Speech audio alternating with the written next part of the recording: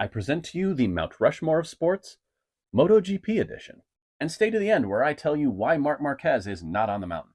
Well then, who is, you ask? So we're going to start by going old school with British rider John Surtees. Now he was a Grand Prix motorcycle back in the old days, from 1952 to 1960, and during that time he won 7 world championships. 3 in the 350cc class and 4 more in the 500cc class. He was also the first man to win the senior TT at the Isle of Man 3 years in a row. So back then, the championship was a much shorter season. It was about 7 races. So Surtees would go back to Great Britain and race more in the off-season until MV Agusta said, no, we have you under contract. You can't do that no more.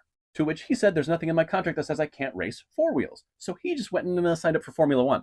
So in 1960, he's not only racing Grand Prix motorcycles, but he's also racing in Formula One. And by 1964, he wins the Formula One World Championship, which makes him the first, and to this day, still the only world championship on both 2 and 4 wheels. Now, next to Surtees on the mountain, I'm putting another legend, Giacomo Agostini. This one's hard to argue against because he won more Grand Prix titles in motorcycle racing than any other human being ever. Between the 350 class and the 500, this guy racked up 15 total titles. I don't think you can define dominance in a sport without talking about Giacomo Agostini.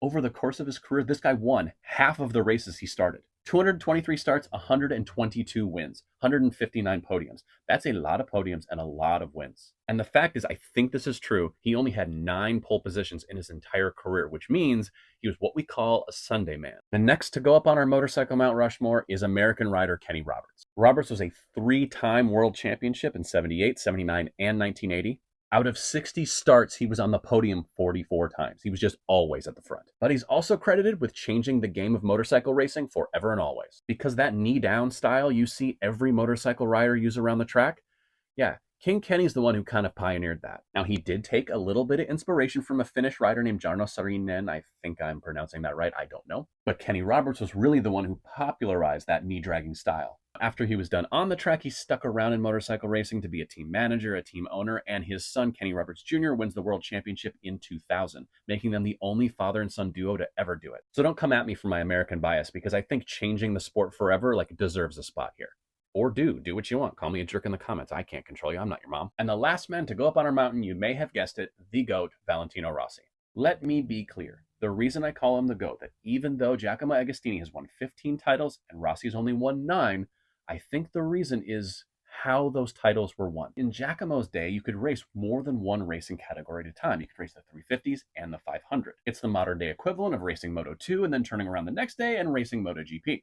And if they would have let Rossi run in the 250s and the 500s in the same season, I think we would have seen him be double world champion multiple times over. But I know, yeah, if ands or buts can't buy you a bag of chips. So let's talk about what he did do on the track. 9 world titles, 199 podiums, and raced as long as most of you've been alive. The longevity alone in the sport, and considering he's still racing GT cars right now as we speak in the WEC, puts him on the mountain. I'm sorry, it just does. But then we have to talk about what he did to the sport, how he changed the game. Much like Roberts, he changed the way all riders after him would ride. Maybe you've heard of the Rossi Dangle? I mean, it sounds dirty, but it's not. Basically, it's how the riders throw their leg out to the side of the motorcycle, part for braking, part for stability, part for balance, before they enter a turn. Before Rossi, all the riders really kept their feet tucked in, maybe put their knee down. That was about it. And besides that, his contribution to the sport through the VR46 Academy is kind of changed the game for Italian motorcycle racers. Think about this for a second. In MotoGP currently, we have no American riders, no Mexican riders, and no Canadian riders. No one from North America has broken into the MotoGP class. But from the Rossi Academy, we have 4. 2-time world champion Pecco Bagnaia, Marco Bezzecchi, Franco Morbidelli, and Luca Marini, all in MotoGP because of Valentino Rossi. And obviously their own talents, but we're not talking about them. We're talking about Rossi. He's on the rock. I'm sorry. So why does Marc Marquez not make the cut? Simply because we haven't seen his impact off the track yet. It's too soon to tell. There's no doubt he's a generational talent, 8 times world champion. I mean, the guy's a savant on the back of a motorcycle. And I will give it to him. This new elbow down style we're seeing from a lot of riders pretty much came via Marc Marquez. But I want to see what he can do for the sport of motorcycle racing after he's done. Then maybe we'll put a 5th face up on the mountain. Happy? If you're not happy, let me know in the comments, and you can like, follow, share, mash all the buttons so you can get all the motorcycle content and MotoGP content you can possibly handle.